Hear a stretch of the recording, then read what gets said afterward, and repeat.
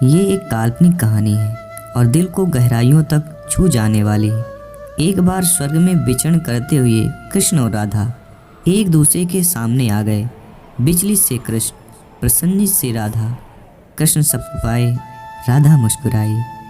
इससे पहले कि कृष्ण कुछ कह पाते, राधा बोल उठी, कैसे हो द्वारिकाधीश।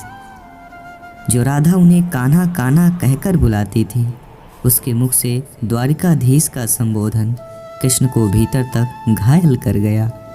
फिर भी किसी तरह अपने आप को संभाल लिया उन्होंने और बोले, राधा से मैं तुम्हारे लिए आज भी कान्हा हूँ।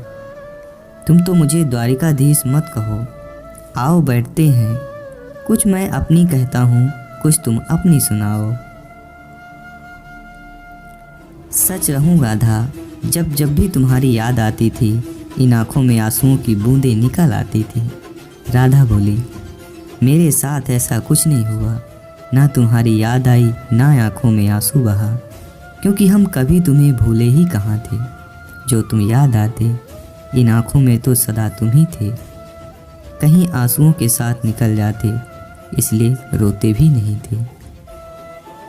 कान्हा, प्रेम से अलग होने पर तुमने क्या खोया, इसका एक आईना दिखाऊं तुम्हें। कुछ कड़वे सच प्रश्न सुन पाओ तो सुनाऊं। कभी सोचा है इस तरक्की में तुम कितने पिछड़ गए। यमुना के मीठे पानी से जिंदगी की शुरुआत की और समुद्र के खारे पानी तक पहुंच गए।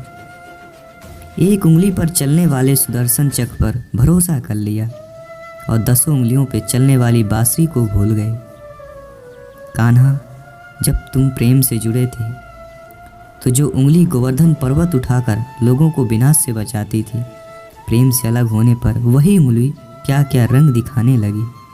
सुदर्शन चक्र उठाकर विनाश के काम आने लगी। कान्हा और द्वारिकाधीश में क्या अंतर होता है बताऊं। कान्हा होते तो तुम सुदामा के घर जाते, सुदामा तुम्हारे घर नहीं आता। युद्ध में और प्रेम में यही तो फर्क होता है। युद्ध में आप मिटा कर जीतते हैं और प्रेम में आप मिटकर जीतते हैं। कान्हा, प्रेम में डूबा हुआ इंसान दुखी तो रह सकता है, पर किसी को दुखी नहीं कर सकता।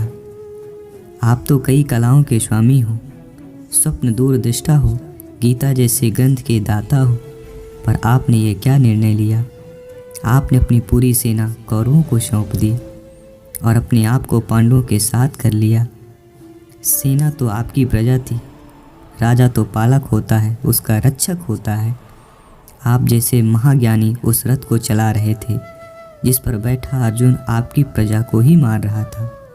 अपनी प्रजा को मरते देख आप में करुणा नहीं जगी, क्योंकि आप प्रेम के शून्य हो चुके थे। आज भी धरती पर जाकर देखो, आपकी द्वारिकाधीश वाली छवि को ढूंढने रह जाओगे। हर जगह, हर मंदिर में मेरे ही साथ खड़े नजर पाओगे।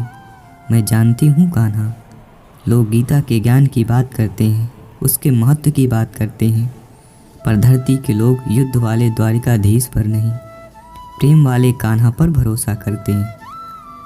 गीता में मेरा दूर दूर तक नाम नहीं, पर आज भी लोग उसके समापन पर राधे राधे कहते हैं।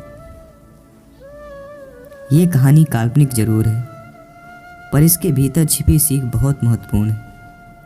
श्री कृष्ण के पास कभी किसी प्रश्न का उत्तर ना हो, ऐसा तो हो ही नहीं सकता, परंतु राधा द्वारा लगाए गए प्रश्न चिन्हों पर कान्हा मौन रहे।